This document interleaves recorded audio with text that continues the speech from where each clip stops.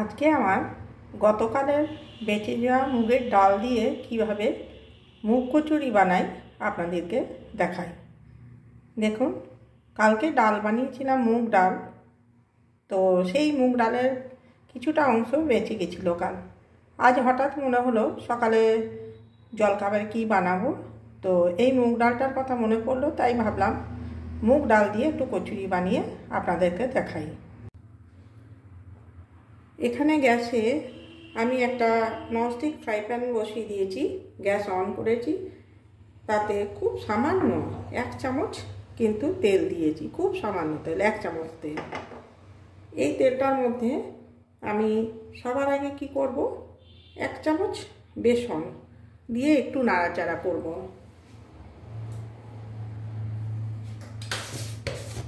এই 1 চামচ বেসন আমি দিয়ে এটাকে একটু নাড়াচাড়া করব।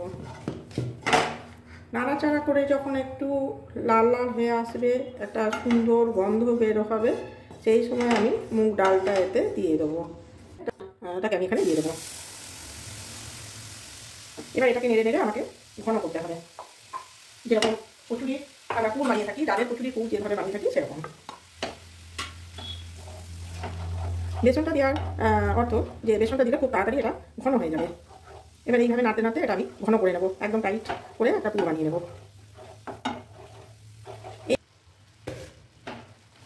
দেখুন, অনেকটা ঘন হয়ে এসছে।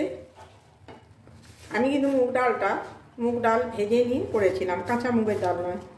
এর মধ্যে আমি 1/2 চামচ জিরে গুঁড়ো আর দিয়ে দিলাম, যে যেমন ঝাল খাবেন সেই অনুযায়ী আমি এখানে 1/2 চামচ লঙ্কা গুঁড়ো দিলাম।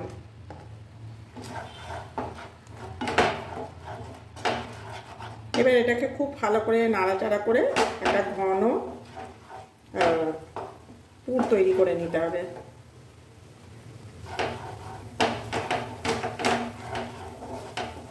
দেখুন, অনেকটাই ঘন হয়ে এসছে।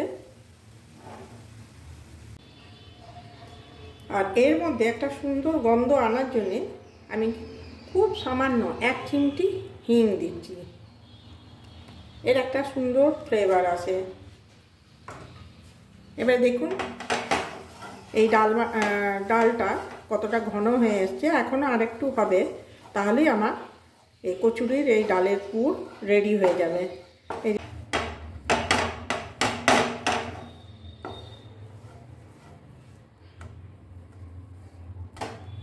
আমার এই ডালের পুর তৈরি হয়ে গেছে। দেখুন, ফ্রাই প্যানে ছেড়ে গেছে। যখন তৈরি হয়ে যাবে তখন কিন্তু ননস্টিক ফ্রাই প্যানে করলে কোথাও গায়ে লাগে না, ছেড়ে আসে। এই যে দেখুন, আজকে ডালের পুরটা আমার তৈরি হয়ে গেছে। কচুরির জন্য যে পুরের দরকার ছিল,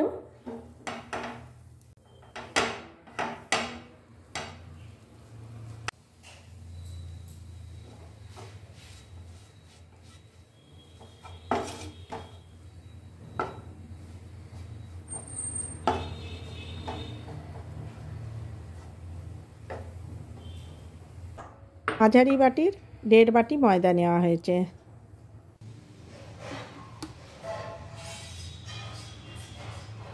এখানে 2 চামচ রিফাইন্ড অয়েল দিয়ে দিলাম, আর দেব একটু নুন। ঠিক যেভাবে লুচি বা কচুরির ময়দা মাখে সেই রকমভাবে নুন পরিমাণ মতো দিলাম, আর রিফাইন্ড অয়েল দিলাম। এবার এটা অল্প অল্প জল দিয়ে আমি ভালো করে এটাকে মেখে নেব। এখানে আমি এই বাটির 1.5 বাটি ময়দা দিয়েছি। এই বাটির 1 বাটি দিয়েছিলাম, কিন্তু আমি পরিমাণে দেখলাম কম হবে, তাই আরও 1/2 বাটি ময়দা এখানে দিয়েছি। রিফাইন্ড অয়েল দিয়েছি এবং সামান্য নুন দিয়েছি। এবারে এটাকে অল্প অল্প জল দিয়ে আমি একটা ডো তৈরি করে নেব। ঠিক যেরকম লুচি বা কচুরির আমরা ময়দা মেখে থাকি, ঠিক সেই রকমভাবেই এটা একটা ডো তৈরি করে নেব। দেখুন, এই কচুরির ময়দাটা আমার প্রায় মাখা হয়ে এসছে, আর একটু ভালোভাবে মেখে নেব। আর যতক্ষণ আমি এই ময়দাটাকে রেডি করছি ততক্ষণ কিন্তু ওধারে গ্যাসে আমি কড়াই বসিয়ে দিয়েছি। একটা, তাতে রিফাইন্ড অয়েল দিয়ে দেবো এবং ওটা গরম হতো, কড়াইয়ে তেল গরম হতে হতে আমার এদিকে এই কচুরির ময়দা মাখা একদম তৈরি হয়ে যাবে আর কি, ঠিকঠাক মতো মাখা হয়ে যাবে। এখানে এই কচুরির ময়দাটা যতক্ষণ ভালোভাবে মেখে নিচ্ছি ততক্ষণ আমি গ্যাস অন করে একটা কড়াই বসিয়ে ওতে রিফাইন্ড অয়েল দিয়ে দিচ্ছি। এদিকে ময়দাও মাখা রেডি হয়ে যাবে, ওদিকে কড়াইয়ের তেলটাও গরম হয়ে যাবে।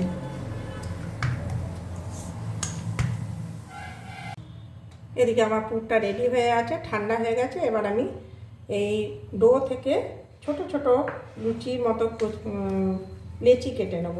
লুচির থেকে একটু বড় কাটবো, কারণ এতে আমি তো পুর দেবো।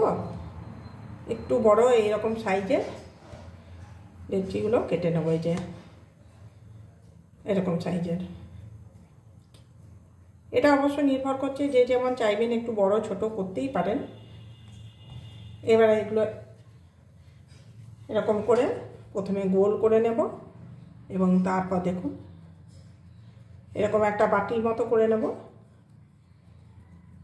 এইভাবে হাতের সাহায্যে একটা বাটির মতো করে নিলাম, তার ভেতরে এই পুরটা দিয়ে দেব। দেখুন পুরটা ভালো করে চিপে দেবো, তাহলে ভেতরে হাওয়া ঢুকবে না এবং ফাঁপা হবে না। চেপে চেপে না দিলে অনেক সময় এটা মুখটা বন্ধ করার সময়, বেলার সময় ফেঁপে থাকে ভেতরটা, হাওয়া ঢুকে তখন ফেটে যায়। বেলার সময় বা ভাজার সময় ফেটে যেতে পারে। এরকম করে ভালো করে পুরে এই যে এরকম দেখুন, এইভাবে আমি সমস্ত লেচিগুলো তৈরি করে নেব। এরকম করে দেখুন বাটির মতো করে নিলাম। এবারে এই বাটির মতো অংশে আমি একটু করে পুর দিয়ে দেবো। পুর দিয়ে কিন্তু একটু চেপে দেবেন, তারপরে মুখটা এইভাবে পুরোটা বন্ধ করে দেব। বন্ধ করে দিয়ে মুখটা একটু কেটে দিলাম, ভালো করে এটাকে গোল করে নেব। এই যে এইভাবে আমি সমস্ত লেচিগুলো পুর ভরে তৈরি করে নিচ্ছি। এক এক করে সমস্ত এই লেচিগুলো আমি কিন্তু পুর ভরে একদম রেডি করে নিচ্ছি আগে। দেখুন এরকম করে রেডি করে একটু চিপে দেবেন এরকম করে, তারপরে বেলবেন। তাহলে ফেটে বেরোয়ার সম্ভাবনা থাকবে না বেলার সময় বা ভাজার সময়। এই মুগ কচুরি না খেতে খুব ভালো হয়, এর স্বাদ গন্ধ একেবারে অন্যরকম হয়। একবার আপনারা সবাই বানিয়ে এবং খেয়ে খাইয়ে দেখবেন, আশা করছি আপনাদের সকলেরই খুব ভালো লাগবে। এইভাবে একটু করে এরকম করে চিপে চ্যাপটা চ্যাপটা করে দিলাম। এবারে এগুলোকে একটু একটু করে বেলে নেব। ওদিকে আমার কড়াইয়ের তেল কিন্তু গরম হয়ে যাচ্ছে, আর এদিকে আমি কচুরিগুলো একটা একটা করে ভালো করে বেলে নেব।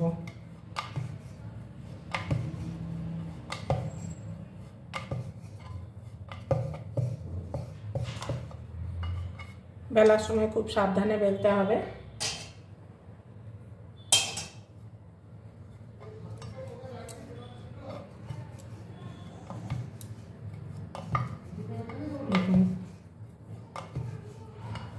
এইভাবে আমি সমস্ত কচুরি বেলে নেব, তবে সব একসাথে নয়, কিছুটা বেলে আমি ভেজে নেব এবং গরম গরম পরিবেশন করব।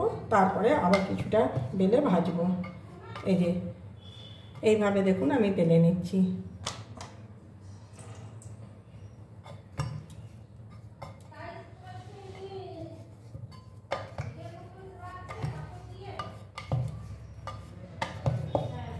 এই মুগ কচুরির স্বাদ গন্ধ খুব ভালো হয়।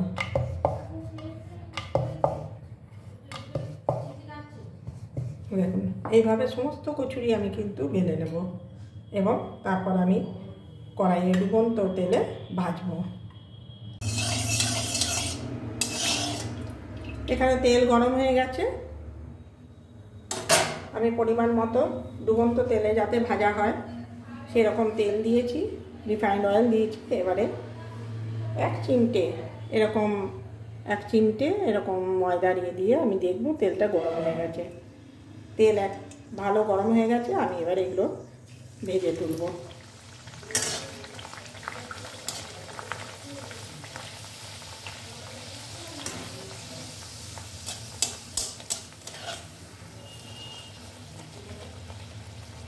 দেখুন ফুলে উঠেছে কচুরি। বেলার সময় আর পুরটা ভরার সময় একটু সাবধানে ভরতে হবে, খেয়াল রেখে।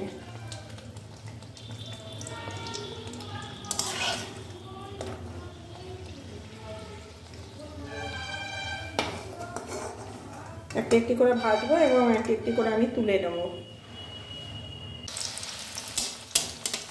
একইভাবে আবার একটি কচুরি দিয়ে দিলাম তেলে।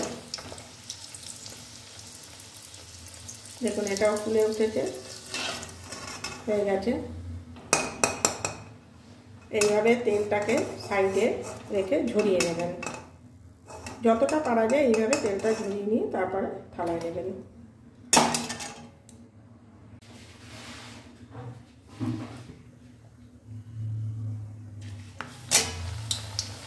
এইভাবে এক এক করে আমি সমস্ত কচুরি বেলে ভেজে নেব।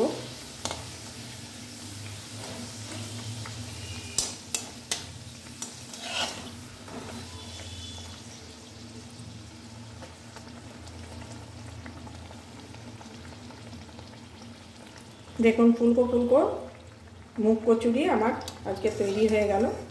এইভাবে কিন্তু সমস্ত কচুরি আমি ভেজে নেব এবং এগুলো গরম গরমই পরিবেশন করলে কিচ্ছু লাগবে না। কেউ যদি সাদা আলুর তরকারি বা আলু চচ্চড়ি কোনো কিছুর সাথে খেতে চান তাও চলবে। আর এই শীতের দিনে খেজুর গুড় বা কোনো চাটনি সস এগুলোর সাথেও কিন্তু খাওয়া যাবে।